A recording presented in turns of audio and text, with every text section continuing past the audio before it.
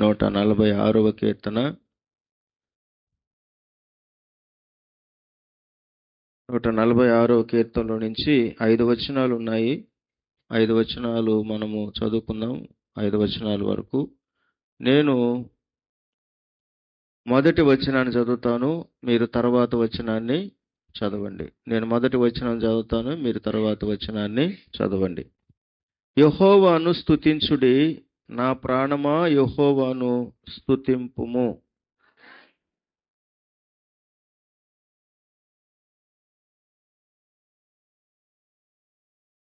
రాజుల చేతనైనను నరుల చేతనైనను రక్షణ కలగదు, వారిని నమ్ముకొనుకుడి.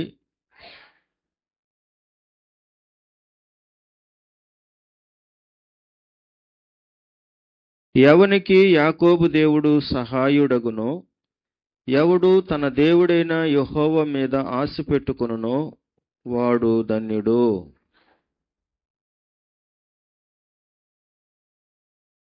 చాలండి, చాలు. ప్రార్థన చేసుకుందాం. దయచేసి తలలు వంచి, వీలుంటే మోకరించి ప్రభు సన్నిధానంలో మనము దేవుని వర్తమానం కొరకు ఈరోజు మన జీవితాల్లో ప్రభు మనం సంధించినట్లుగా, దైవ దీవెనలు మనం పొందుకున్నట్లుగా, దేవుని ఆశీర్వాదము చేత మనం నింపబడినట్లుగా ప్రార్థన చేసుకుందాం. మా మంచి కాపరివైన మా ప్రియ పరలోకపు తండ్రి, నిత్యాశ్రయ దుర్గమైన మా దేవ, మా బలహీనతలను వహించిపోయిన దేవ తండ్రి, మా దోషములను, మా పాపములను, మా విధేయతను, అతిక్రమాలను కలువరి సిలువలో మా కొరకు మీరు భరించి ప్రభువా, మా శిక్షణ అంతటిని మీ మీద వేసుకొని మాకు రక్షణను దయచేసిన గొప్ప తండ్రి, ఈరోజు వట్టివాడునైన నన్ను మీ సులువు చాటు మరుగుపరుచుకొని తండ్రి, ఈ సమయంలో నిబిడలైనటువంటి నాకు ఒక ఆశీర్వాదకరముగా, ప్రోత్సాహకరంగా నీ మాటలు మీరు అందించండి. ఆత్మదేవ, ఎంతో ఆశతో నీ సన్నిధి చేరిన నీ ప్రజలను కనికరించండి ప్రభువా.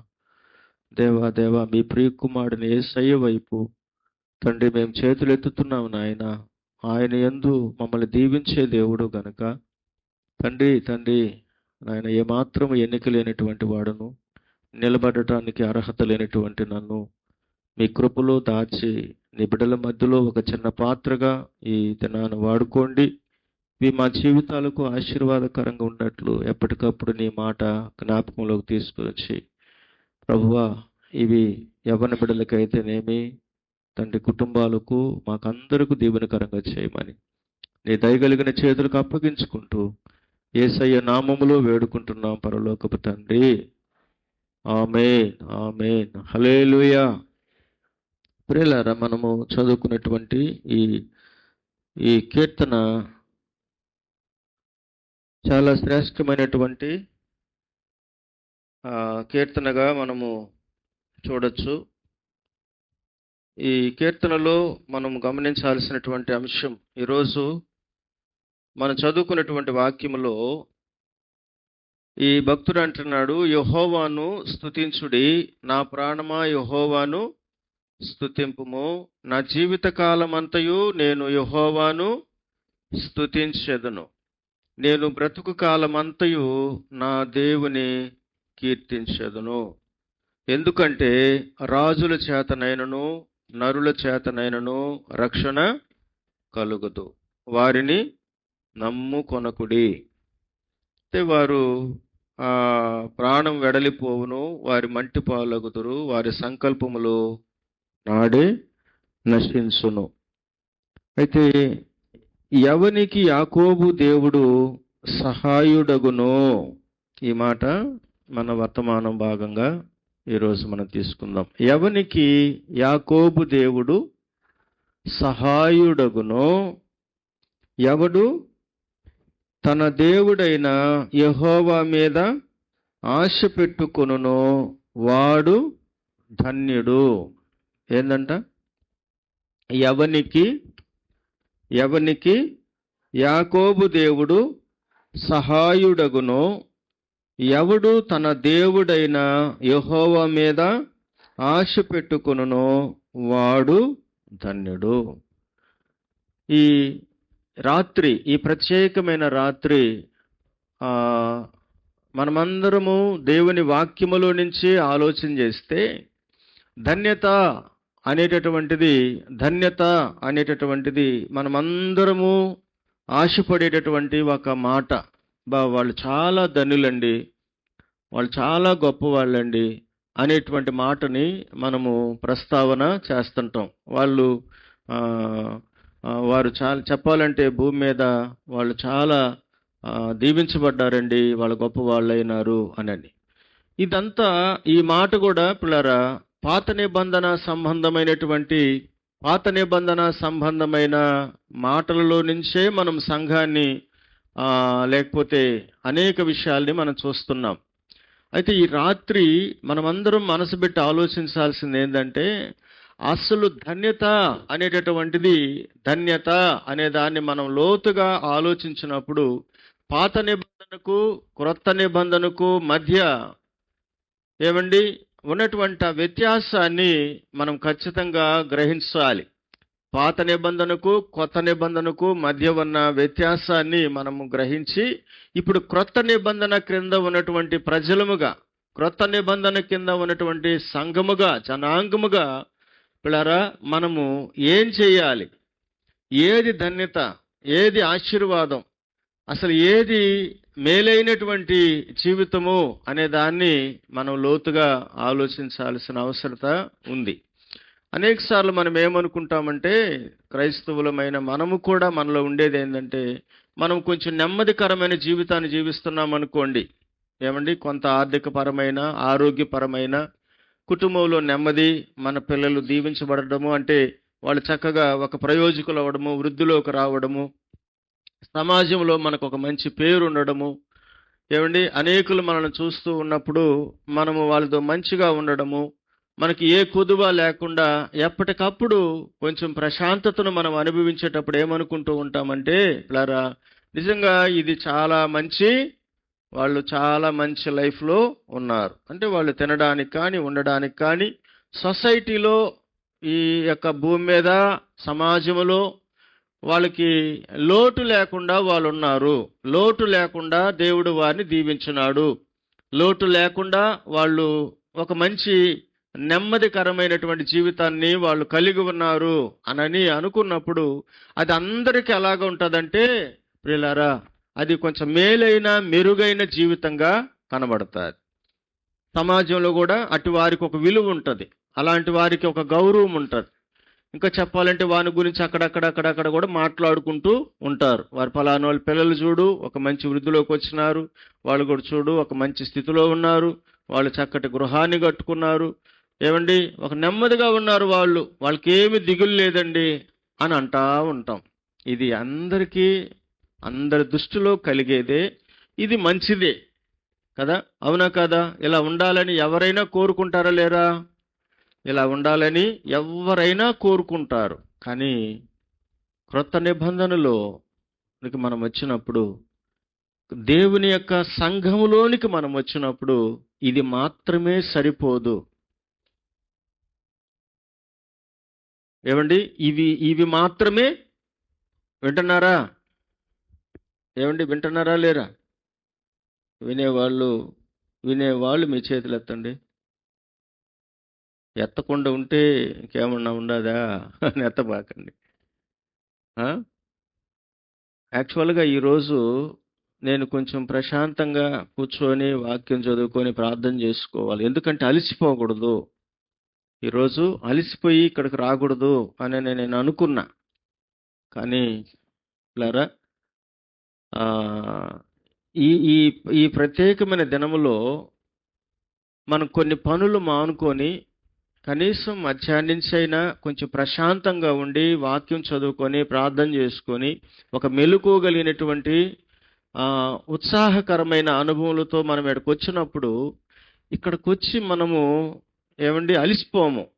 ఎందుకంటే నిద్ర జాములు గనుక, నిద్ర వచ్చే పరిస్థితులు ఉన్నాయి గనుక మనము నిద్రకు అవకాశం లేకుండా ఉంటాం. అటు కాకుండా ఈ రోజంతా విపరీతమైనటువంటి కార్యక్రమాలు మనం కలిగి ఉన్నప్పుడు ఖచ్చితంగా శరీరము ఈ రాత్రి జాములు కాబట్టి ఎవరికైనా ఎటువంటి వారికైనా అది విశ్రాంతి కోరుకుంటుంది. ఎందుకంటే దానికి టైం వచ్చినప్పుడు, ఆ నిద్ర టైము బాడీకి అలవాటు అయిపోయింది కాబట్టి దాన్ని ముందుగానే కొంత విశ్రాంతిలోకి తీసుకోకపోతే ఇప్పుడు మనల్ని శోధనలోనికి తీసుకొస్తారు కదా, అవునా కదా? కాబట్టి నేను మీకు మెసేజ్లు పెట్టాను, కొంచెం ప్రశాంతంగా ప్రార్థనాపూర్వకంగా రండి అని. కానీ అంతగా దాని ప్రత్యేకతను లేనటువంటి వారుగానే మనము మిగిలిపోతున్నాం. ఈరోజు కూడా నేను అనుకున్నాను, కానీ కొంచెం కొన్ని అవసరమైనటువంటి వాటి వల్ల నేను కూడా అంత విశ్రాంతి తీసుకోలేకపోయినాను. సరే, ఏది ఏమైనా మీకు సాధ్యమే కానీ నాకు సాధ్యం కాదు. ఏది?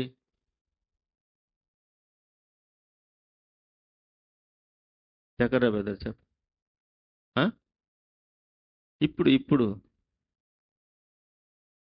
ఇప్పుడు మీకు సాధ్యమే, నాకు సాధ్యపడదు.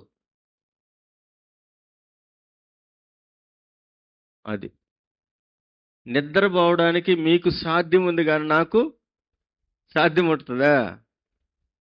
చెప్పండి, సాధ్యపడదు.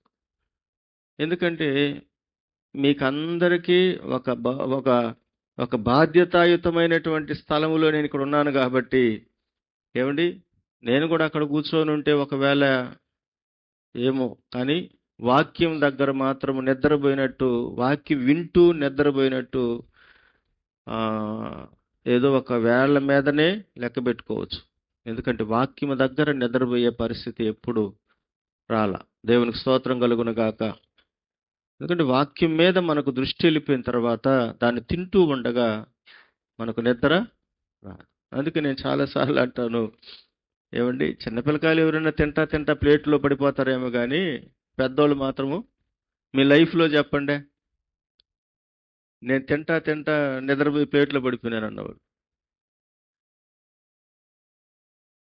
అటోళ్ళు అయితే వాళ్ళకి ఈరోజు కూడా పర్మిషన్, వెనక కుర్చీలు ఖాళీ చేపించి పడుకో. సరే, వాక్యమేనండి. స్తోత్రం కలుగును గాక. ఏమండి, జాగ్రత్తగా దేవుని వాక్యంలోనికి మనం వద్దాం. చూడండి, ఇవన్నీ కూడా క్రైస్తవులమైన మనము ధన్యులము అని చెప్పడానికి ఇవి సరిపోవు. ఏయి మాతక్క?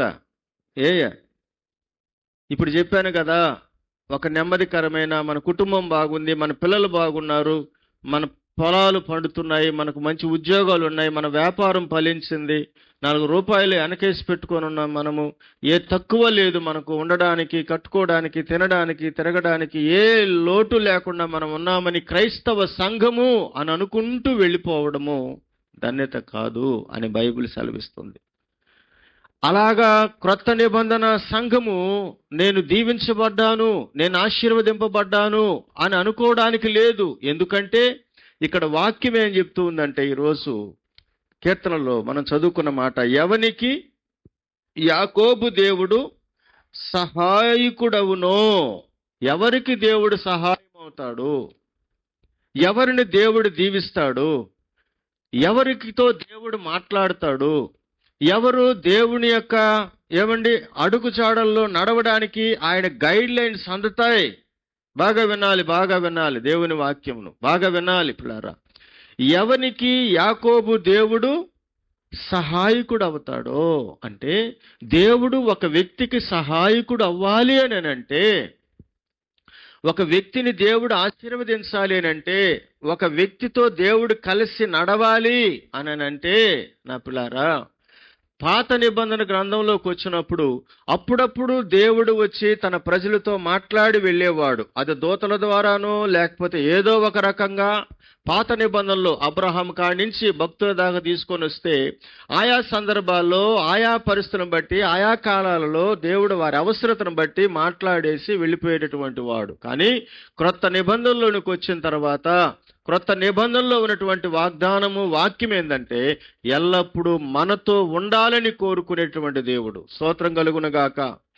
సంఘముతో, కుటుంబాలతో, వ్యక్తులతో ఆయన ఎప్పుడు కలిసి నడవాలని కోరుకునే దేవుడు, కలిసి నడవాలని కోరుకునేటువంటి దేవుడు. అందుకే ఎవనికి యాకోబు దేవుడు సహాయకుడు అవుతాడో, ఎవడైతే యెహోవా మీద ఎవడు తన దేవుడైన యెహోవా మీద ఆశ పెట్టుకొనునో వాడు అలాంటి వాడు ధన్యుడు. చూడండి, అలాంటి వాడు ధన్యుడు. అంతేగాని పిల్లారా, ఈ లోక సంబంధమైనటువంటి స్థితిగతులు కలిగినటువంటి వారు, ఏమండి, ఈ లోక సంబంధమైనటువంటి ఏదో కొన్ని రకాలైనటువంటివి కలిగినటువంటి వారు ధన్యులని బైబిల్ గ్రంథం సెలవివ్వడం లేదు, బైబిల్ సెలవివ్వట్లేదు. కనుక ఈ రాత్రి మనం అందరం అర్థం చేసుకోవాల్సిన, ప్రభువా, నా జీవితంలో చాలా సంవత్సరాలు గడిచిపోతూ ఉన్నాయి, చాలా ఏండ్లు నేను దాటుకొని వచ్చేస్తా ఉన్నాను, నీ సంఘములో కూడా నేను ఉన్నానయ్యా, ఈ సంవత్సరము కూడా, ఈ సంవత్సరం అంతా నీవు నన్ను కాపాడావు, నన్ను భద్రపరిచావు, నాకు ఆయుష్నిచ్చావు, ఆరోగ్యం ఇచ్చినావు, ఎన్నో విషయాల్లో నేను ప్రార్థించినా ప్రార్థించకపోయినా నీ సహాయాన్ని నాకు ఇచ్చి నడిపించుకుంటూ వచ్చినావు. అయితే నీవు కోరినట్టుగా నా జీవితం ఉందా?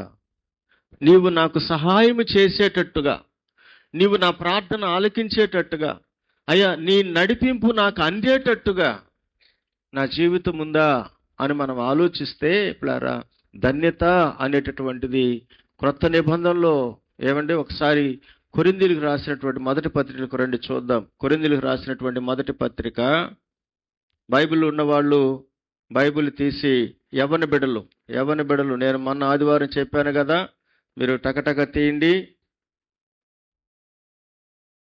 మొదటి అధ్యాయము, కొరింథీయులకు రాసిన మొదటి పత్రిక మొదటి అధ్యాయము 9వ వాక్యములో మనం ఒక మాట చూద్దాం. 9వ వాక్యములో, మన ప్రభు అయిన యేసుక్రీస్తు అన్న తన కుమారుని సహవాసమునకు మిమ్మును పిలిచిన దేవుడు నమ్మదగిన దేవుడు. హల్లెలూయా. మన ప్రభు అయిన యేసుక్రీస్తు అను తన కుమారుని, ఇప్పుడు ఎవరికి దేవుడు సహాయకుడు అవుతాడు, ఎవరితో దేవుడు మాట్లాడతాడు, ఎవరితో దేవుడు కలిసి నడుస్తాడు, ఎవరి అవసరతలను అక్కరతలను ప్రభు తీరుస్తాడు అని మనం ఆలోచిస్తే, ఇక్కడ బాగా మనసు పెట్టి వినండి. తన కుమారుని సహవాసమునకు ఎందుకు దేవుడు పిలిచినాడు మనల్ని? వినండి, ఇక్కడ తలెత్తండి. ఎందుకు పిలిచాడు సంఘాన్ని? ఎందుకు పిలిచాడు ఒక వ్యక్తిని? ఎందుకు పిలిచాడు కుటుంబాన్ని? చెప్పండి. బైబిల్లో నుంచి ఎందుకు పిలిచాడంట? ఎవరితో? తన కుమారునితో మనమేమవ్వాలని? సహవాసమునకు. ఏమండి, దేవుని బిడ్డలమైనటువంటి మనకు దేవుడు సహాయకుడు ఎప్పుడు అవుతాడు? ఎప్పుడు దేవుడు మనతో మాట్లాడతాడు? ఎప్పుడు దేవుడు తన ఆలోచన మనకు సెలవిస్తాడు? ఎప్పుడు దేవుని యొక్క ఆజ్ఞలు మనకు బయలుపరచబడతాయి? మనం చేసేటటువంటి ఆరాధనను దేవుడు ఎప్పుడు అంగీకరిస్తాడని బైబిల్ సెలవి. మొట్టమొదట ప్రతి వ్యక్తికి, బాగా వినాలి, తన దేవుడైన యెహోవా మీద ఎవడు ఆశ పెట్టుకును అనే రెండో భాగంలో చూస్తే, ఎవరైతే దేవునితో సహవాసము కలిగి ఉంటారో. ఎవరితో సహవాసము కలిగి? సహవాసం అంటే ఫ్రెండ్షిప్. సహవాసం అంటే ఫ్రెండ్షిప్ అంటే సహవాసం. అమ్మా, ఫ్రెండ్షిప్ అంటే ఏంది? స్నేహం. ఇప్పుడు మారింది పదం మళ్ళా. స్నేహం అంటే సహవాసం. ఇంతే, ఈ రోజంతా ఇంతే. హల్లెలూయా. సహవాసములో, బాగా వినండి, సహవాసములో ఇద్దరు కలిసి బైబిల్లో నడిచారు. దేవునికి మహిమ కలుగునగాక. ఇద్దరు కలిసి నడిచారు. వాని దేవుడు అన్నాడు, దేవుడే అన్నాడు ఒక వ్యక్తిని బైబిల్లో, నా స్నేహితుడు అన్నాడు. పొరపాటును మా వాళ్ళు చెప్పరు. అంత పట్టుదల మాకు. ఎవరికా? అనిలా చెప్పావా? ఏమన్నా? మేల్కొని చెప్పా. స్తోత్రం. దేవుడే చెప్పాడు. ఏమని? ఎవరిని చెప్పండి? దేవుడే చెప్పాడు, అబ్రహాము నాకు స్నేహితుడు అన్నాడు. స్తోత్రం. దేవుడు పిలిచినాడు ఎవరిని? అబ్రహాముని పిలిచినాడు. అబ్రహాముని పిలిచాడు, అబ్రహామా నేను నీకు చూపించే దేశానికి రా అన్నాడు. ఇప్పుడు ఒక మాట ఎన్ని సంవత్సరాలు మన జీవితంలో గడిచిపోయినాయో దేవునితో కలిసి సహవాసం చేసే బిడ్డలంగా మనం ఉన్నామా? సంఘముతో సహవాసము కాదు, బాగా వినండి. సంఘముతో అంటే మందిరముతో సహవాసము కాదు. లోతుగా వినాలి వాక్యాన్ని. మందిర సహవాసం వేరు. మందిర సహవాసం అంటే ఏంది?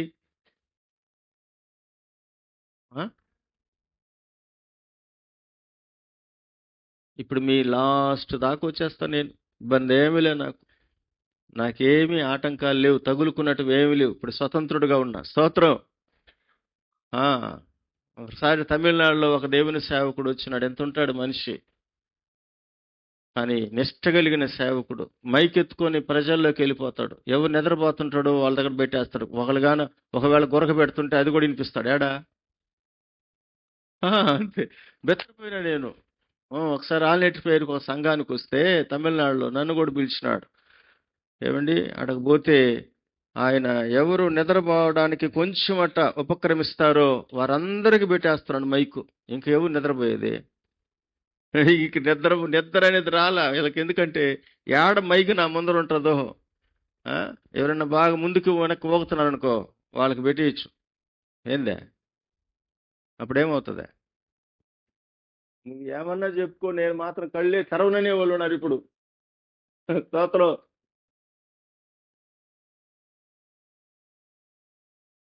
లేరా తర్వాత చూడండి. ఏమే వచ్చేటప్పుడు మెట్ల మీద చూశారు, ఏమేమి దిగేస్తున్నాయాడ. ఎక్కడ ఏకంగా మనోళ్ళు ఒక డబ్బా అండా పట్టుకొచ్చేసినారు.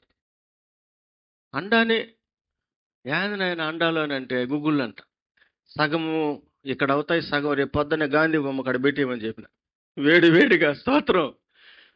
ఇప్పుడు ఏడ అవ్వయ్యి ఎట్టెత్తుకుని వచ్చినారు వాళ్ళు బండి మీద. 2 పిల్లకాయలు, ఆమె, అందరి తరపున ఒకరికే ఇచ్చేసి ఉండిపోయినాం. సరే, ఇవి మిమ్మల్ని కొంచెం అట్లా అలర్ట్ చేయడానికి. మీకు అర్థమైందా? కొంచెం అలర్ట్ చేయడానికి. వింటున్నారా అమ్మ? వింటున్నారా? వినండి. అబ్రహామును దేవుడు నా స్నేహితుడు అని ఎందుకు చెప్పాడంటే, అబ్రహాము ఉన్న ప్రాంతంలో నుంచి, అబ్రహాముకున్న అనుభవాల్లో నుంచి, అబ్రహాముకున్న భక్తిలో నుంచి, అబ్రహాముకున్నటువంటి ఆ వ్యక్తిత్వంలో నుంచి దేవుని యొక్క కాలింగ్ వెళ్ళింది. దేవుని కాలింగ్. అందుకే ఇప్పుడు వాక్యం చదువుకున్నాం. మన ప్రభు అయిన యేసుక్రీస్తును తన కుమారుని సహవాసమునకు పిలిచిన దేవుడు ఎవరంట? నమ్మదగిన దేవుడు. నమ్మదగిన దేవునితో నమ్మదగిన స్నేహం. నమ్మదగిన దేవునితో నమ్మదగిన స్నేహము ఎవరు చేశారు అని అంటే అబ్రహాము చేశాడు. ఎందుకంటే పిలిచినాడు ఆయన అబ్రహాముని. దేవుడు, రా నేను నీకు చూపించే దేశానికి రా. నీ బంధువుల దగ్గర నుంచి, నీ రక్త సంబంధికుల దగ్గర నుంచి నీవు నీ దేశాన్ని, నీ బంధువులను వదిలిపెట్టి నేను నీకు చూపించే దేశానికి రమ్మని అబ్రహాముకి ఎప్పుడైతే కాలింగ్ వెళ్ళిందో, ఒక పిలుపు వెళ్ళిందో పిల్లారా, అబ్రహాము తాను దేవుడు చెప్పిన మాట ప్రకారము సమస్తమును అంటే ఆ ప్రాంతాన్ని, తనకున్నటువంటి వారిని వదిలిపెట్టి పిల్లారా అబ్రహాము దేవునితో నడవడానికి ప్రారంభించినాడు. ఈరోజు ఎందుకు చెప్తున్నానంటే, యాకోబు దేవుడు ఎవడికి సహాయకుడు అవుతాడు, ఎవరిని దేవుడు దీవిస్తాడని బైబిల్ సెలవిస్తా ఉందంటే బాగా అర్థం చేసుకోండి. మందిర సహవాసాన్ని దేవుడు ఎన్నికలోకి తీసుకోడు. జాగ్రత్తగా నాలి. ఏ సహవాసాన్ని తీసుకోడు. ఎందుకంటే సుంకరి ఒకడు, పరిసయ్యుడు ఒకడు ఎక్కడికి వచ్చారు? మందిరములోనికి వచ్చారు. మందిరముతో సహవాసం చేశారు. వారిలో ఒక వ్యక్తి కంటే దీవించబడి వెళ్ళిపోయినాడు. అర్థమైందా అయ్యా? మీకు అర్థమైందా? ఒక వ్యక్తి కంటే ఎక్కువగా దీవించబడి వెళ్ళాడు. ఎందుకంటే ఒక వ్యక్తికి మందిరముతో సహవాసం ఉంది, ఒక వ్యక్తికి దేవునితో కనెక్షన్ కుదిరింది, దేవునితో సహవాసము స్టార్ట్ అయింది. చాలా సందర్భాలలో సంఘము వ్యక్తిగతంగా దేవుని బిడ్డలమైన మనము ఎందుకు బలహీనలం అవుతూ ఉంటామనంటే, మందిర సహవాసాన్ని కోరుకుంటాం కానీ దేవుని సహవాసాన్ని మనము పెద్దగా కోరుకోం. ఇది మనకు చాలా మైనస్ అండి. అంటే నేను మందిరముకు పోకుండా ఉండకూడదు అనే నిష్ఠ ఉంది, కానీ నా దేవునితో సహవాసం చేయకుండా నేను ఉండకూడదు అన్నటువంటి ఆ మనస్సు లేకుండా ఉంది. అబ్రహాము, జ్ఞాపకం చేసుకోండి, గుడారాల్లో నివసించిన, ఊరు నుంచి ఊరికి వెళ్ళిన, దేశాల నుంచి దేశాలకు వెళ్ళిన, కరువుల్లో ఉన్న, కష్టాల్లో ఉన్న, ఇబ్బందుల్లో ఉన్న, సమస్యల్లో ఉన్న, శోధనల్లో ఉన్న, ఎందుకు అబ్రహాము అంతగా దీవించబడ్డాడు, అన్ని విషయాల్లో అబ్రహాము ఎందుకు దీవించబడ్డాడు అని అంటే, ప్లారా, అబ్రహాము దేవునితో సహవాసము చేశాడు. అంటే సహవాసములో బాగా అర్థం చేసుకోండి, సహవాసములో దాపరికాలు ఉండవు, సహవాసములో సీక్రెట్స్ ఉండవు, స్నేహములో ఏముండవు చెప్పాలి. ఇద్దరు వ్యక్తుల మధ్య ఏమండి, ఇద్దరు ప్రాణ స్నేహితుల మధ్య ఒక శ్రేష్టమైనటువంటి బంధం ఉంది, స్నేహం ఉంది అని అంటే వారి మధ్యలో ఏముండకూడదు చెప్పాలి. వాళ్ళ మధ్యలో ఏవి రహస్యమైనటువంటివి ఏవి కూడా ఉండకూడదు. దాన్నే ఏమంటారంటే అది అన్యోన్య సహవాసం. ఎవరు దీవించబడతారు, ఎవరికి దేవుడు సహాయకుడు అవుతాడు, ఎవరితో దేవుడు నడిపిస్తాడు, ఎవరిని దేవుడు గైడ్లైన్స్ ఇస్తుంటాడు, ఎవరికి ఆజ్ఞ చేస్తాడు, ఎవరితో సహవాసం చేసి వారితో నివసిస్తాడు అని అంటే, పిల్లారా, దేవునితో ఏమండి దాపరికము లేని, దేవునికి మరుగు కాని, దేవునికి తెలియనటువంటి ఏమండి అనుభవాలు కాకుండా యథార్థత కలిగి ఎవరు దేవునితో సహవాసం చేస్తూ ఉంటారో వారికి దేవుడు సహాయకుడు. ఎందుకంటే దేవుడు కోరుకున్నది కూడా అదే. బైబిల్లో సెలవిచ్చిన మాట, తన కుమారుని సహవాసానికి మనల్ని పిలిచినాడు. గొప్ప ఆధిక్యత, స్తోత్రం. ఏమండి, తన కుమారుని సహవాసమునకు ప్రభు మనల్ని పిలిచినాడు. స్నేహానికి ప్రభు మనల్ని పిలిచాడు. కలిసి నడవాలని ప్రభు మనల్ని పిలిచాడు. ఒకరితో ఒకరు మాట్లాడాలని ప్రభు పిలిచాడు. ఒకరి హృదయము ఒకరికి అర్థం అవ్వాలని ప్రభు పిలిచినాడు. ఏమండి, ఒకరి హృదయముతో ఒకరి హృదయము కలిసిపోవాలని దేవుడు పిలిచినాడు. మీకు అర్థమైందా? ఇప్పుడు ఆదికాండము 17వ అధ్యాయంలో ఒక మాట నేను అంతకుముందు కూడా చెప్పాను మీకు. ఆదికాండం 17వ అధ్యాయంలో దేవుడు సొదొమ గొమొర్రా ప్రాంతాల్లోనికి వెళ్ళి ఆ ప్రాంతాన్ని దహించాలనుకునే ముందు ఒక మాట దేవుడు తనలో తాను అనుకుంటాడు. ఆ మాట అంతకుముందు కూడా మీకు చెప్పాను. నేను చేయబోయే కార్యాన్ని అబ్రహాముకు దాచెదనా అనే మాట ఉంది. 17వ అధ్యాయంలో చదవండి. ఆదికాండం 17 రెఫరెన్స్ చెప్పమ్మా. క్షమించండి, 18వ అధ్యాయము 17 చదవమ్మా. అప్పుడు యెహోవా, నేను చేయబోవు కార్యము చూడండి అబ్రహామునకు దాచెదనా. ఎంత గొప్ప దేవుడు అండి. హల్లెలూయా. వినండి, తలలెత్తండి, ఇక తలలెత్తండి, చాలు తలలెత్తండి. దేవుడు అంటున్నాడు, సొదొమ గొమొర్రా ప్రాంతాల మీదకి అగ్ని గంధకాలు కురిపించాలని, అక్కడ ఉన్నటువంటి ప్రజలు బహు విచ్చలవిడిగా ఉన్నారని, దేవుని భయం లేకుండా ఉన్నారని, ఆ ప్రాంతము దేవుని దృష్టిలో బహు పాపులుగా దుష్టులుగా ఉన్నారని దేవుడు చూచి ఆ ప్రాంతాన్ని నశింప చేయాలనుకున్నప్పుడు దేవుడు అబ్రహామును దర్శించి అక్కడి నుంచి బయలుదేరి వెళుతూ ఉన్నప్పుడు, నా ప్రియమైన దేవుని బిడ్డలారా, అబ్రహాము విషయంలో దేవుడు అంటాడు, నేను చేయబోయే కార్యాన్ని ఇప్పుడు నేను మీ మధ్యలోకి రావడం మంచిది అనిపిస్తుంది.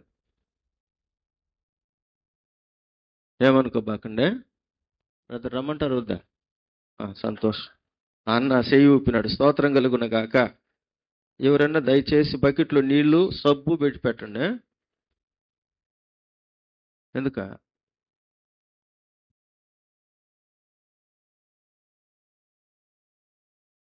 ఇబ్బంది ఏమీ లేదు.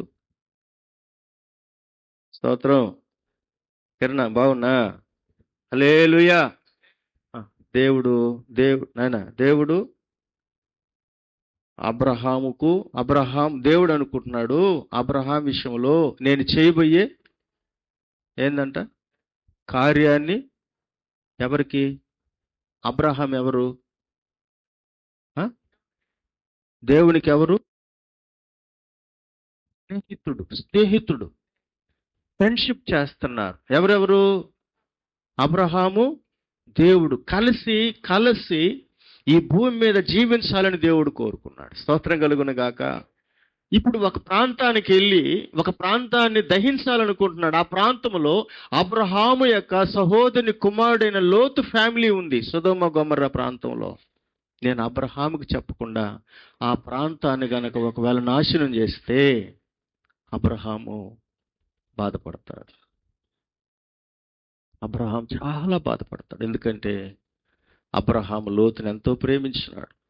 లోతు అబ్రహాముని వెంబడించినాడు. ఆ పని నేను చేయలేను అని తనలో తాను అనుకొని మెల్లగా అబ్రహాము దగ్గరికి వెళ్ళాడు. స్తోత్రం కలుగునగాక. చెప్పాలి బ్రదర్. ఎక్కడికి వెళ్ళాడు? ఎక్కడికి వెళ్ళినాడు?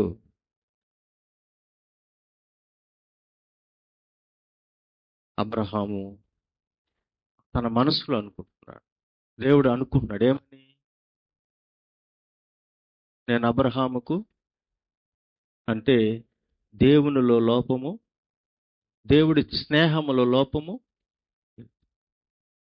అయితే అనేక సార్లు మన జీవితాలు జ్ఞాపకం చేసుకుని దేవునితో సహవాసానికి పిలిచినాడు, కానీ దేవుని దగ్గర దేవుని మనస్సును అర్థం చేసుకోకుండా మనము దాస్తున్నాం.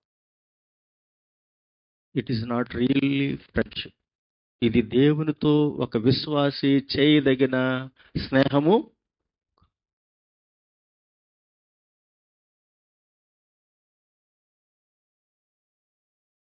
హల్లెలూయా. చెప్పమ్మా.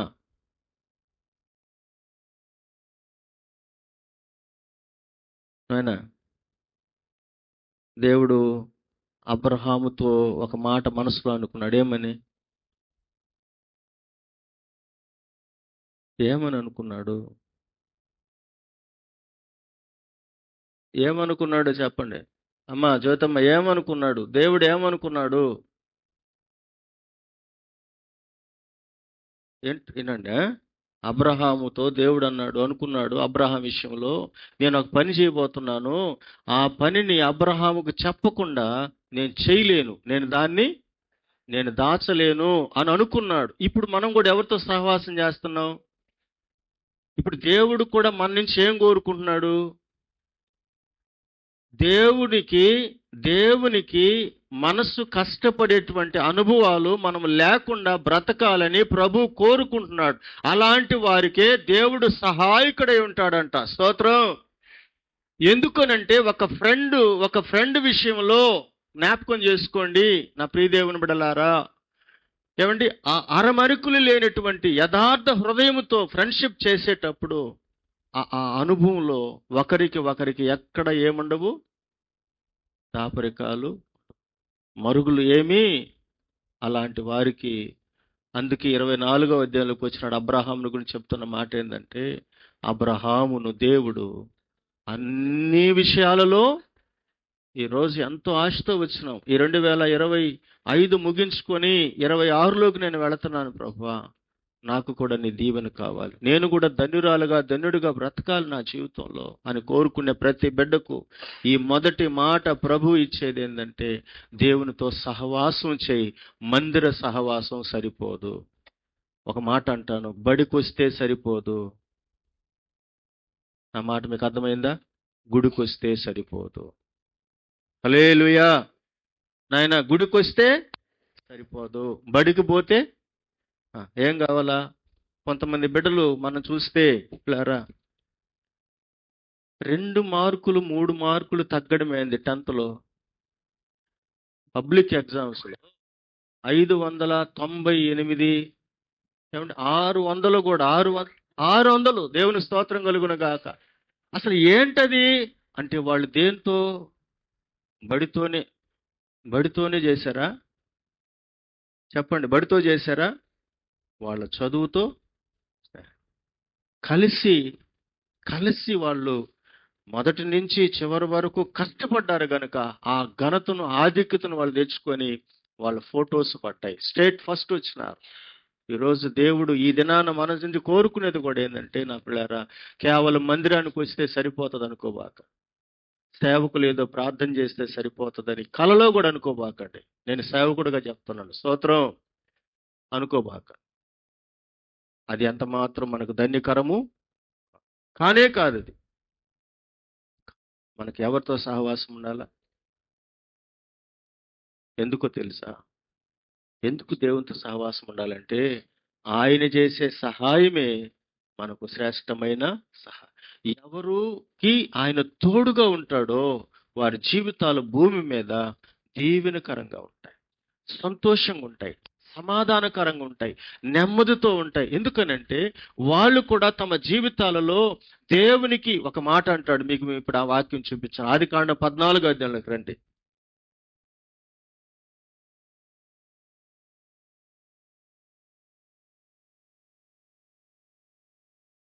ఆదికాండము 14వ అధ్యాయంలోనికి మనము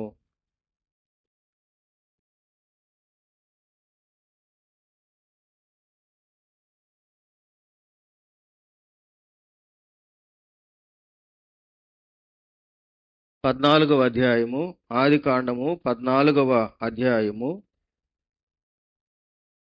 21వ వచనము 22 నుంచి నేను చదువుతాను. దయచేసి అందరూ మీ గ్రంథాలు తీయండి. సొదొమ రాజు మనుషులను నాకిచ్చి ఆస్తిని నీవే తీసుకొనమని అబ్రహాముతో చెప్పగా, సొదొమ రాజు అన్నాడు. ఎవరితో? అబ్రహాముతో. ఏమని? మనుషులను నాకిచ్చి ఆస్తిని నీవే తీసుకోనమని అబ్రాముతో చెప్పగా, అబ్రాము అంటాడు, నేనే అబ్రామును ధనవంతునిగా చేస్తానని నీవు చెప్పకుండునట్లు. స్తోత్రం.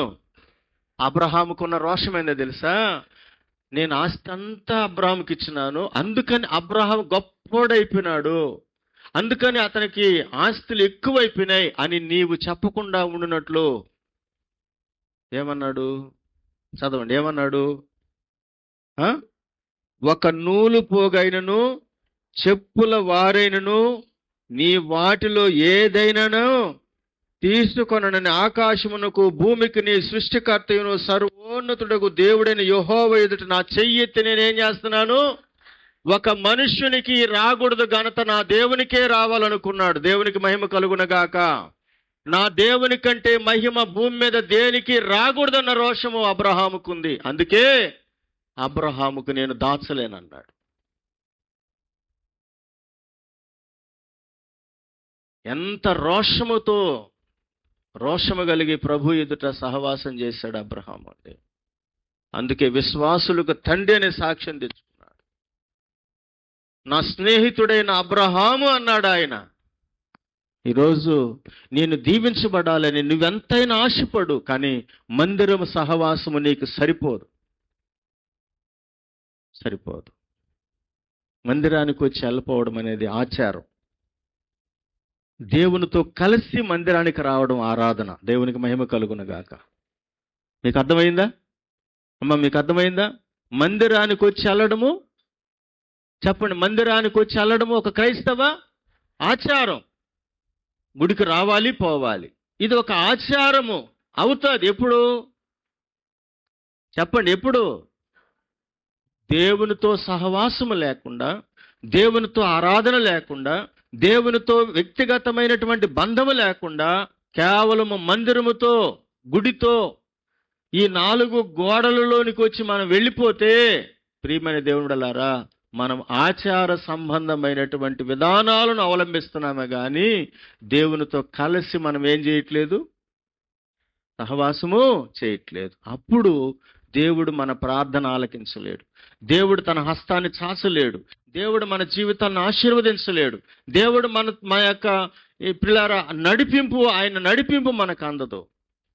అందుకే ఈరోజు మనం జ్ఞాపకం చేసుకోవాలి, ఈ ప్రత్యేకమైనటువంటి ఈ రాత్రి, తండ్రి నా జీవితంలో నేను మందిరానికి మాత్రమే ప్రాధాన్యతనిచ్చే వ్యక్తిగా ఉన్నాను, కానీ అనుదినము నీతో కలిసి సహవాసం చేసే అనుభవంలో నేను ఓడిపోతున్నానయ్యా.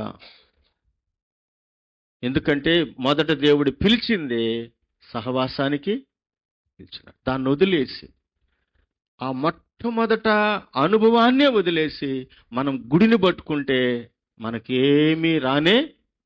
యేసయ్య వింటున్నారా? యేసయ్య దేవాలయంలో నుంచి బయటకు వెళ్ళిపోతున్నాడంట. శిష్యులు వచ్చి ఒక మాట అన్నాడు, ప్రభువా యేసయ్య నీకు తెలుసయ్యా ఈ దేవాలయాన్ని ఎట్లాంటి వెలగలిగినటువంటి రాళ్లతో కట్టారో తెలుసా? ఎంత సుందరంగా ఉందో తెలుసా?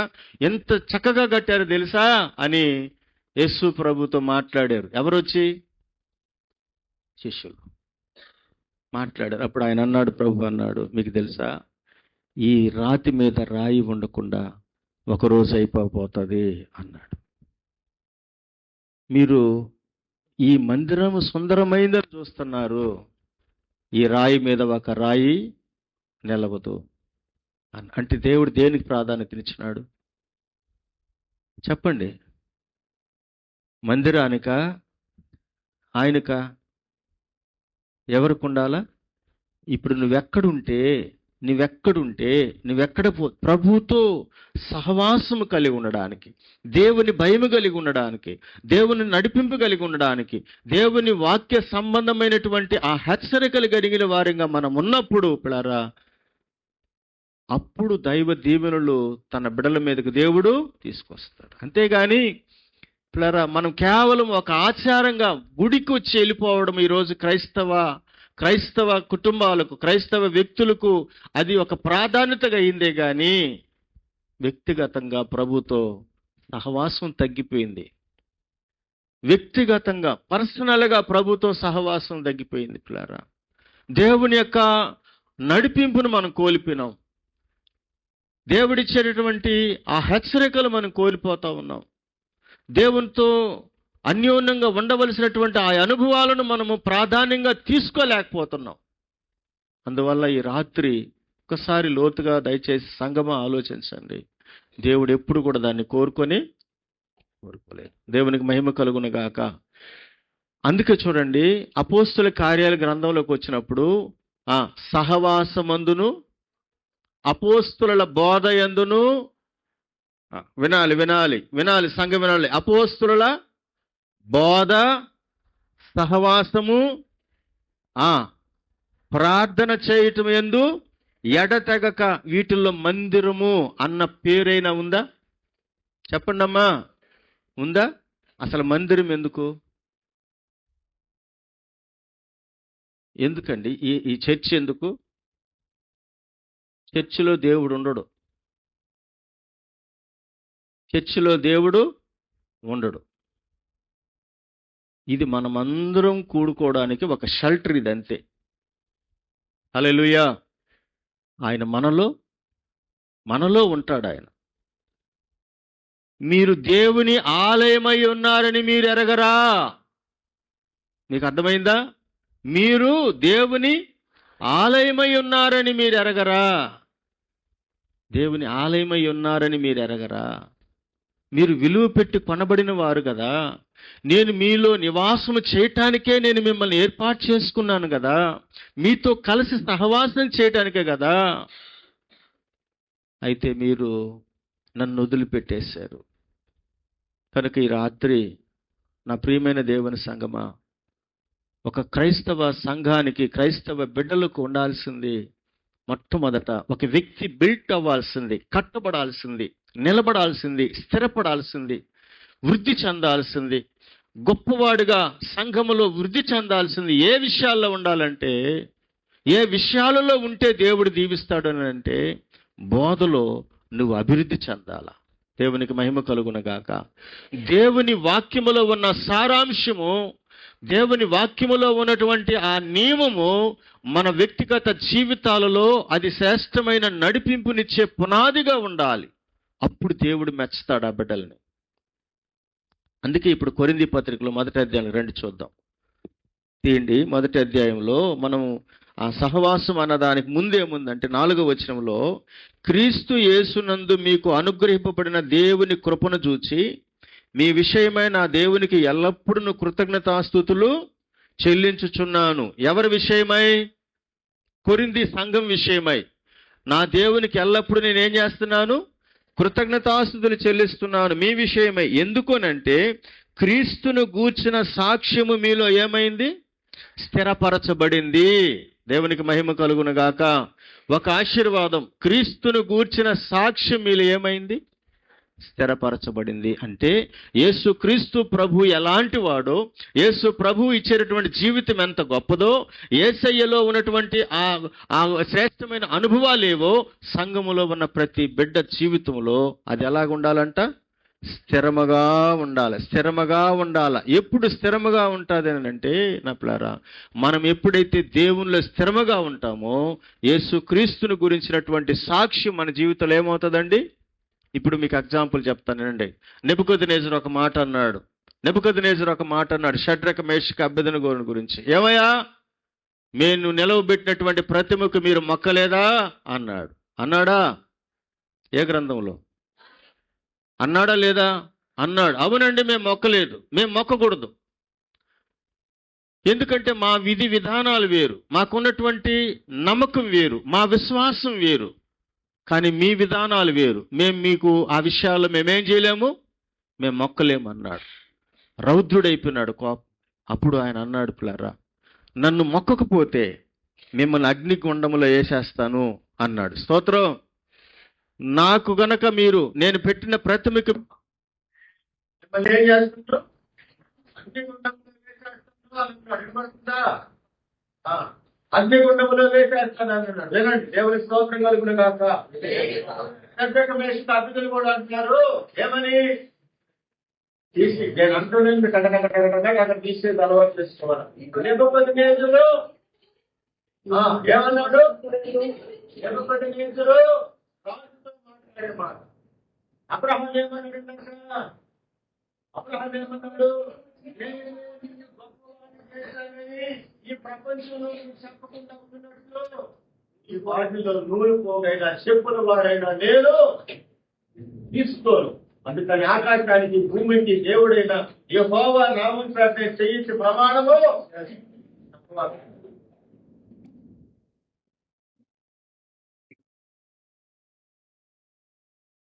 క్రైస్తవ విశ్వాస జీవితంలో దేవుడు ఆశీర్వదింపబడిన వాళ్ళు ఎవరు? దేవుని యొక్క పాత్రలు ఎవరు అని బైబిల్ చదివిస్తాడు అంటే ఆ రోజు అబ్రహాము అంటాడు. ఇప్పుడు షడ్రక మేషక అబేద్నెగో నెబుకద్నెజరు దీని గురించి నీకు సమాధానం చెప్పవలసినటువంటి అవసరం మాకు లేదు. చెప్పాలి గట్టిగా. ఎంతమంది చెప్తే ఇయ్యాలా అంటే మన వృత్తులు ఆగిపోవడం వృత్తులు నుంచి వృత్తుల నుంచి అంటే ఈ రోజు మీరు ఎంత పనిలో ఉన్నారో అర్థమవుతుంది. అమ్మా అలా రావాలంటే ఆడకొస్తే ఇది నీళ్ళ పోతాడు పోయింది మీ ఇంటే దేవుడి స్తోత్రం కలుగుతుంది కాక. ఏమన్నా నెబుకద్నెజరు షడ్రక మేషక అబేద్నెగో ఏమన్నారు? ఇందుల గురించి నీకు ప్రత్యుత్తరం ఇవ్వాల్సిన అవసరం మాకు లేదు. ఎందుకు? చెప్పాలి గట్టిగా. బైబిల్ చూడండి, చూసి చదవండి. నాయన మేము సేవించుచున్న దేవుని వాళ్ళు ఏం చేస్తున్నారంట? దేవుణ్ణి వాళ్ళు ఏం చేస్తున్నారు? చూడండి, మేము సేవించుచున్న దేవుడు అంటే ఇప్పుడు సంఘం ఏం చేయాలా? అనుకోడు చెప్పండి. సంఘము విశ్వాసి ఏం చేయాలా? ఎక్కడ? ఊళ్ళోకి వస్తుంది అంతే కదా.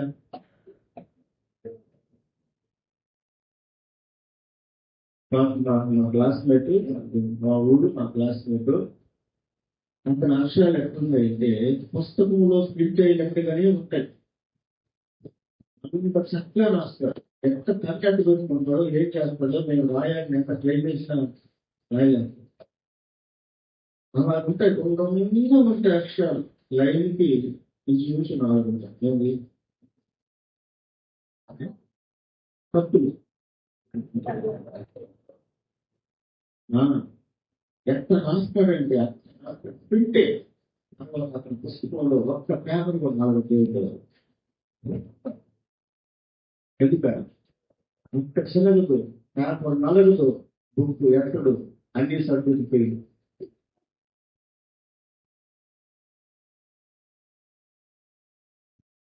ఇక్కడ నుంచి ఎడరాజుకి వచ్చేస్తారు. ఇది కడుగుతుంది అక్కడ. ఇక్కడ ఎక్కువ పోయేవాళ్ళు ఇప్పుడు సిమెంట్ వస్తారు. బ్యాక్ పెయిన్ వచ్చేస్తుంది. మోసి కాలేజీ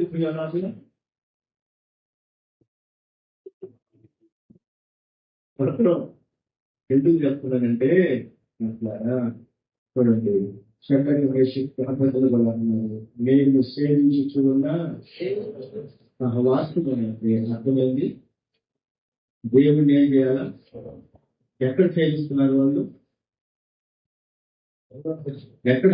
బబులోను దేశంలో, పరాయి దేశంలో, చర్చిలో కాదు, బెత్లెహేములో కాదు, యెరూషలేములో కాదు, ఇశ్రాయేలు దేశంలో కాదు, బబులోను దేశంలోకి వలస వెళ్ళిపోయినప్పుడు వాళ్ళు చెబుతున్న మాట ఏంటంటే, వాళ్ళు చెప్తున్న రోషము కలిగిన మాట ఏంటంటే, మేము సేవిస్తున్నామే ఆ దేవుడు వేడిమ గల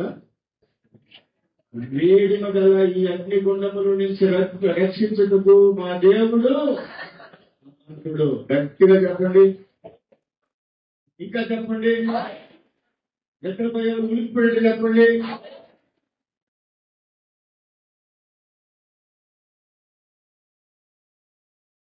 ఎంత మొదలు కొట్టారండి, మీకెంత శక్తి నాకు అంత పౌరుడు అండి. ఏమన్నా నిద్రపోతున్నా చెవులో నాటేది కూడా పోతుంది. వాళ్ళ చెవులో చూసి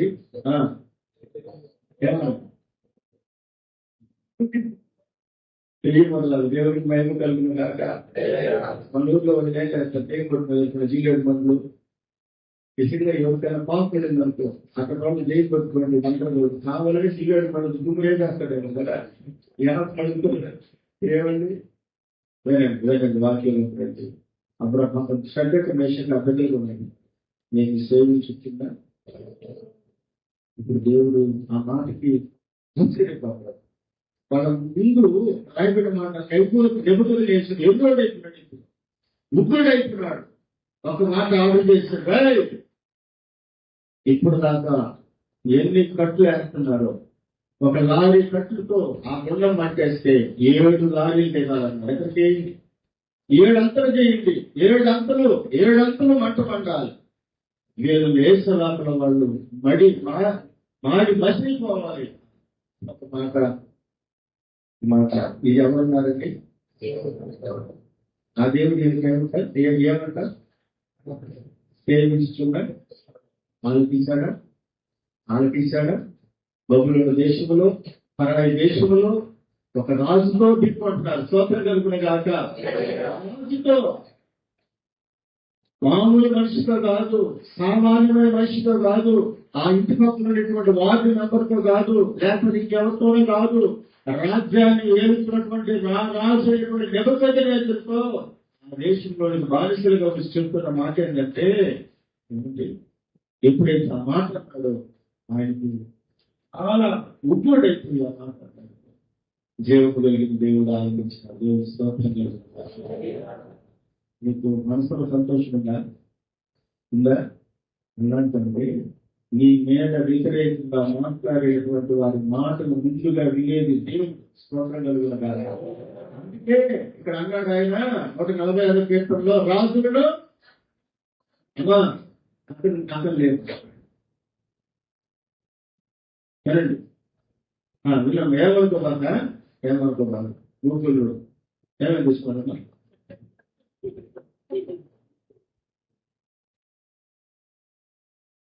ఇది మర్చిపోయినా నేను కాన్సర్న్ అనిపిస్తుంది. వాళ్ళు కావాల్సింది నోట్ పెరుగుతుంటానని ఇబ్బందులు. అది మరిగా బాబుతో చెప్పిన సహోదరి నేను నోట్లు వేసుకోండా ఇప్పుడు మనీ చెప్పాను నీకు ఆ ఫ్రెండ్ ఎక్కడిపోయాడు ఎంత అభినట్లేదు ఏంటి దేవుడు కావచ్చు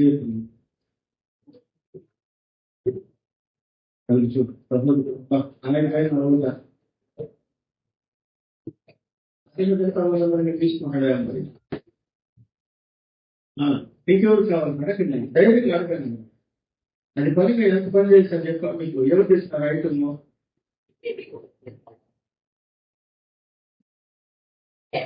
ఇది లైవ్ గా ఇయ్యండి. చాలా మంది మాస్టర్ బాధపడుతున్నారు. ప్రపంచంలో మాస్టర్లకి పెద్ద స్టార్ లేదు. ఒక అక్క ఏం చేసేదాన్ని కమ్మలు కడుగుదామా ఇప్పుడు లక్ష్యంగా ఉండాలి. అతను చిన్నప్పుడు అంటే రానులు ఇప్పుడు అన్న ఇద్దరు పదాలు చేస్తాను ఇంకేమన్నది నన్ను చూస్తారా వాక్యం ఉంటారా ఇదే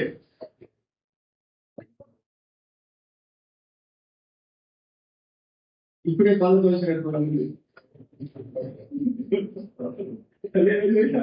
వీరికందరూ యోగ్యులు. దేనికి కూర్చొని ఉండేవాళ్ళు చూడండి.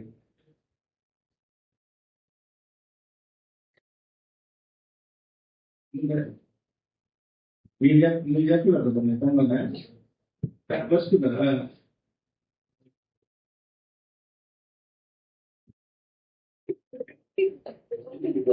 చెప్పండి గట్టిగా లేదు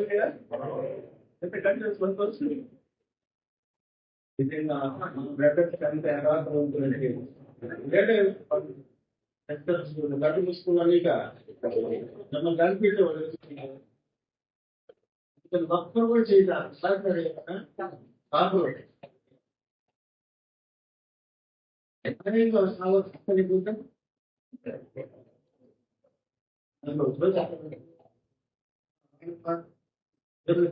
మీకు కాదులే కావాల్సిన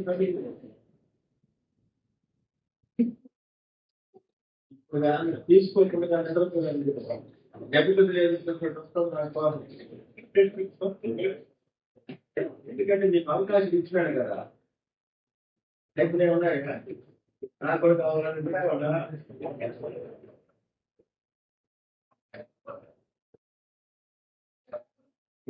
మంచిది మీకు మందు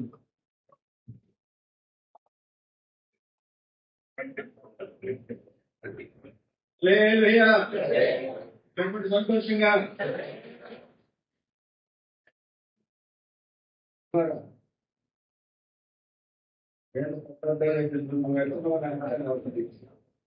పోలు కూర్చోవాలి కలుపుకోవాలి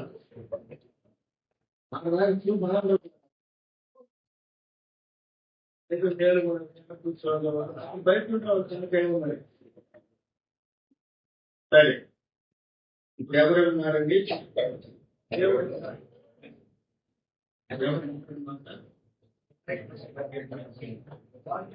నేను సేవిస్తున్న దేవుడు ఈ వేడుక వల్ల అందికొండ తప్పించుకుని మా దేవుడు ఎవరు ఒకవేళ రక్షించకపోయినా ఇది సహవాసం.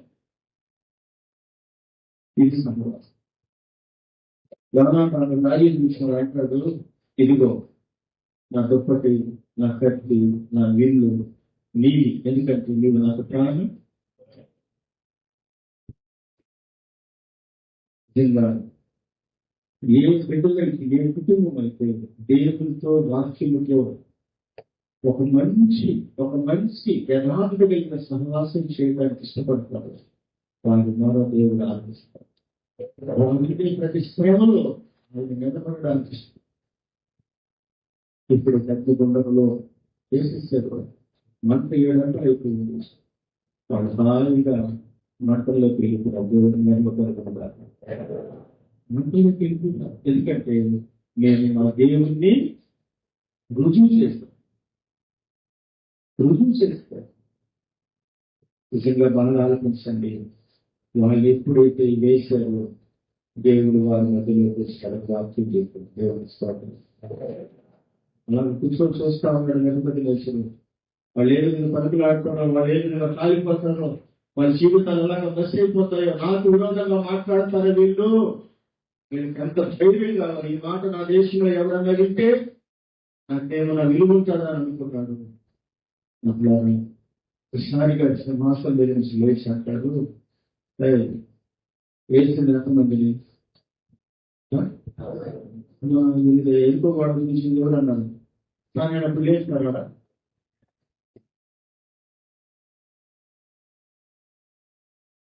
ఎంతమందిని అయితే నాకు నలుగురు కనబడుతున్నారు. ఎంతమంది అంట?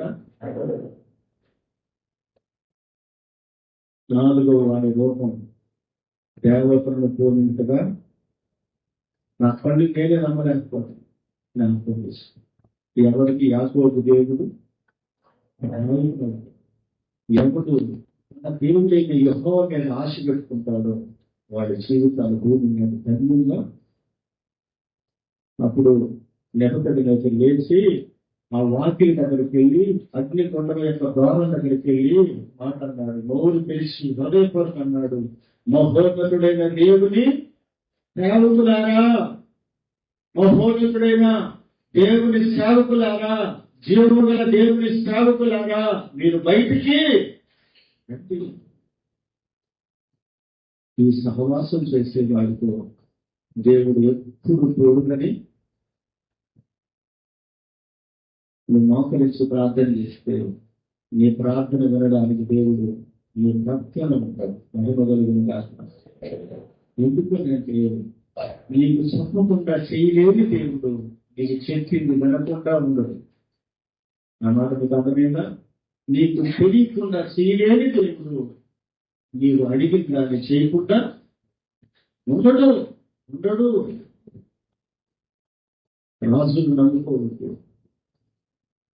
వాడు ఈ రోజు ఉంటారు, రేపు పోతారు. కానీ జీవమగలిగిన దేవుడితో సంగమా జ్ఞాపకం చేసుకో. మందిరముతో చేయొద్దు, 4 మూలలతో చేయొద్దు. అది కాదు మనకు కావాల్సింది. అలాగని దేవుని మందిరానికి రాకుండా కాదు. నువ్వు ఐగుప్తులో ఉన్నా, నువ్వు బబులోనులో ఉన్నా, నువ్వు ఏ స్థలంలో ఉన్నా, నీవు ఏ కార్యములో ఉన్నా, ఏ కర్తవ్యాన్ని కలిగి నువ్వు జీవిస్తూ ఉన్నా, దేవునితో నీ వ్యక్తిగత సహవాసము చేస్తున్నప్పుడు నీ వ్యక్తిగత జీవితాన్ని 30గా 60గా 100గా దీవించి నేను నీతో ఉన్నానని రుజువు చేసుకునే దేవుడు. అందుకే ఆ నెబుకద్నెజరు మాట్లాడినాడు, మహోన్నతుడైన దేవుని సేవకులారా బయటికి రండి అని. అప్పుడే ఒక శాసనాన్ని రాయిస్తున్నాడు. భూమి మీద ఈ దేవుడు కాకుండా మరొక దేవుడు తమ దేహంలో అప్పగించుకున్న వాళ్ళు తమ దేవుడిని సేవిస్తున్నారు. సంఘానికి ఇది కావాలి. మోకాళ్ళతో సహవాసం చేయి, కన్నీటితో సహవాసం చేయి, యథార్థ హృదయంతో సహవాసం చేయి, దేవుడి వాక్యంతో సహవాసం చేయి, ఆరాధనతో దేవునితో సహవాసం చేయి, ధూపము వేస్తూ సహవాసం చేయి, దేవుని మీద ఆనుకో. ప్రతి విషయంలో దేవుడు నిన్ను ఆశీర్వదించి గొప్ప చేస్తాడు. అందుకే పిలిచినాడు, ముందుకు పిలిచినాడు. కానీ ఈరోజు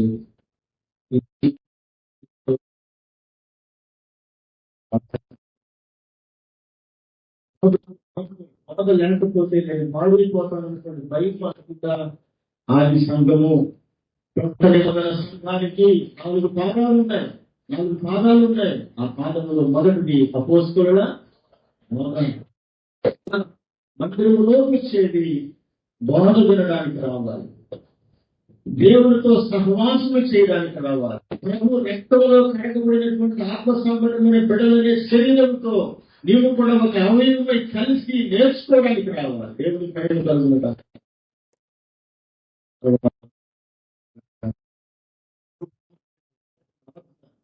వాళ్ళతో సహవాసము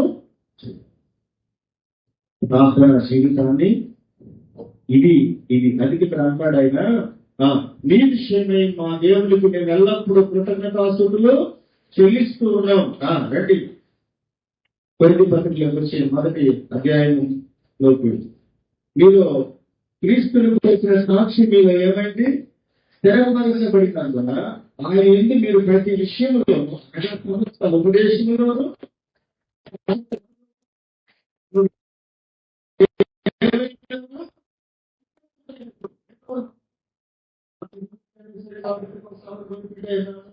పురుషులు తెచ్చినాను, నీకేమో తెచ్చినాను, అది కొన్నాను ఇది కొన్నాను కాదు. దాని గురించి దేవుడు నన్ను ఆస్వాదించడే చెప్పొద్దు. అవి నాకంటే ఎందుకు లోకస్తుల దగ్గర ఉన్నాయి లేవా? క్రైస్తవ బిడ్డల కంటే లోకస్తుల దగ్గర లేవా? వాళ్ళు ఏమని చెప్పాలా? వాళ్ళేమని చెప్పాలా? వాళ్ళకి మనకి బట్టి వ్యత్యాసం ఏంటంటే నీవు దేవుని వాక్యములో ఐశ్వర్యవంతుడు. ఈరోజు వాక్యాన్ని నీకు రాస్తున్నారండి. వాక్యాన్ని గురించినటువంటి స్ప్రెడ్ రైట్ చేస్తే వీళ్ళు ఎంతమంది దేవుని వాక్యం అనేటువంటి ఆత్మ తత్వాన్ని ధరించినటువంటి వారుగా ప్రభుత్వ సహవాసం చేస్తున్నారు. మాట్లాడు శోధిస్తున్నప్పుడు యేసు ప్రభు వారిని వాయిదము దేవుని వాక్యం. ఈరోజు రకరకాలైనటువంటి వాటి మనం ఎక్కువగా సంపాదన, కానీ ప్రభు మనకి ఇచ్చిన పరిశుద్ధ గ్రంథంతో మనకి సంబంధము లేదు. ఒక్కొక్కరి ఫోన్లో వాట్సాప్లో చూడండి, వాళ్ళ స్టేటస్ లో చూడండి దేవుని వాక్యాన్ని గణపరిచే అనుభవాలు. మీకు అర్థమైందా? దేవుని వాక్యాన్ని అనేకులకు పరిచయ అనుభవాలలో, దేవుని వాక్యాన్ని వేసుకునే అనుభవాలలో, ఒక రోజులో నేను దేవుని వాక్యం చేత నా జీవితాన్ని కట్టుకోవాలనేటువంటి అనుభవాలు లేవు మనకు. ప్రతి సంఘం అంతా బోధలో వాళ్ళు ఏమన్నారంట? ఐశ్వర్యవంతురారంట. సమస్త జ్ఞానంలో వాళ్ళు ఏమన్నారంటండి? ఏ జ్ఞానంలో? దైవ జ్ఞానంలో. దేవుడికి మహిమ కలుగును గాక. సంఘాన్ని కదిలించినప్పుడు దేవుని బిడ్డలను ఒక్కొక్కరు దర్శించినప్పుడు వాక్యకు గది బయట రావాలండి, వాక్య సారాంశం బయట రావాలండి. వాక్యంలో ఉన్నటువంటి విధి విధానాలను మన హృదయం అనే పలకల మీద రాసుకునే వారిగా మనం ఉండాలి. అందుకే పౌలు అంటున్నాడు, ప్రతి సంఘం ఎలాంటి సంఘం ఏంటంటే వాళ్ళు ఉపదేశం ఏమైనారంట? మీరు ఎంతమంది అండి? నేను అవన్నీ కూడా అన్నాను. 10 వచనాలు 5 వచనాలు చూడకుండా కనిపిస్తూ చెప్పగలిగిన వాళ్ళ సంఘములో చదివిస్తున్నారు. చాలా పుస్తకాలు మన దగ్గర ఉండొచ్చు, ఏదైనా పుస్తకాలు చదివి ఒక మంచి స్థాయిలో కూర్చోవచ్చు. కానీ దేవుడు మనకి ఇచ్చినటువంటి పరిశుద్ధమైన గ్రంథం విషయంలో నిర్లక్ష్యత ఈరోజు సంఘాలకు ఎలాగ అభివృద్ధి చెందినామని చెప్పాలి. ఇది ఒక ఆచారంగా మనం పఠిస్తున్నాం, ఆత్మ ఆహారంగా పఠించడం లేదు. నా మాట మీకు అర్థమైందా? ఆత్మీయ ఆహారంగా వల్ల ఎవరు దీన్ని భావించడం లేదు. ఇది నా దేవుడు ఇచ్చినటువంటి ఆహారం, దీని ద్వారా నేను బలం పొందుకోవాలి, ఇదే ఈ లోకంలో బ్రతకడానికి నాకు చూసి అన్నటువంటి అనుభవంతో బైబిల్ ప్రేమించడం లేదు సంఘం. అలాగా ఏళ్ళ మీద లెక్క పెట్టచ్చు, సంఘంలో చాలా మంది ఉండొచ్చు, కానీ ఆ దృష్టితో బైబిల్ చూడడం అనేది ఏళ్ళ మీద లెక్క పెట్టచ్చు. కానీ మనం కూడా దేవుడు గొప్పగా నన్ను మాట మీద అర్థమైందా? లేదు, ప్రాధాన్యత ఇవ్వట్లేదు. దేనికి ఇవ్వట్లేదు? ప్రాధాన్యత ఇవ్వట్లేదు.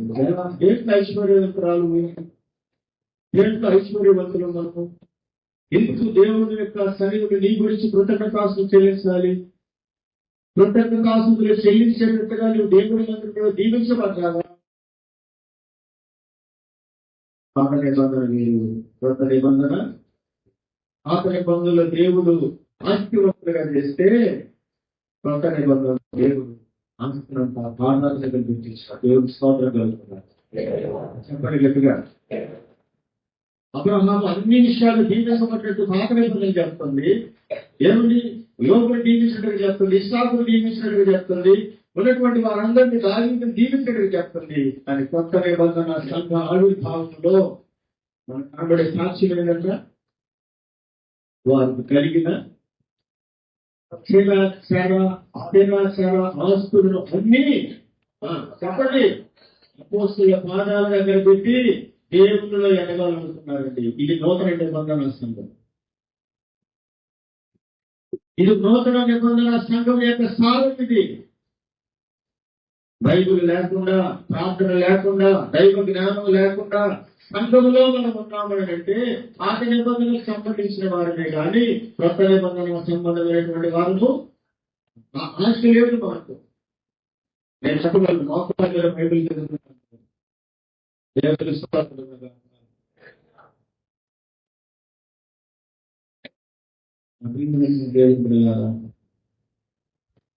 అందుకని నాకు మాట్లాడినప్పుడు మోకరించి ప్రభావ నాకు నేర్పించుకున్నప్పుడు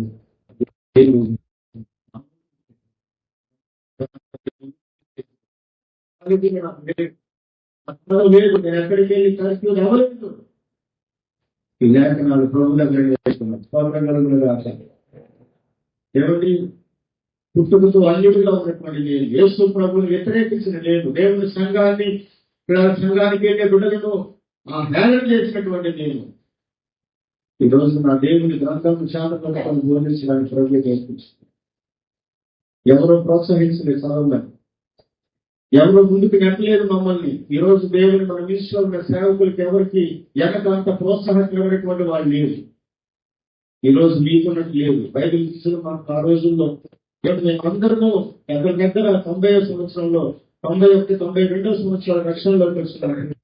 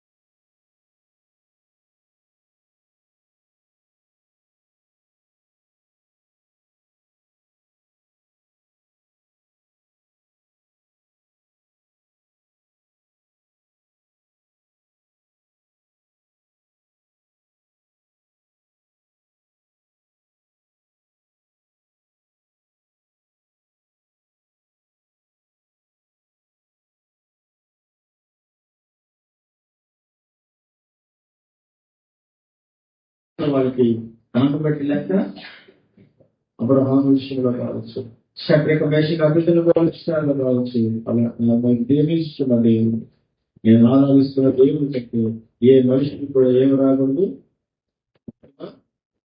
దేవుడి స్తోత్రం కలుగుతుంది.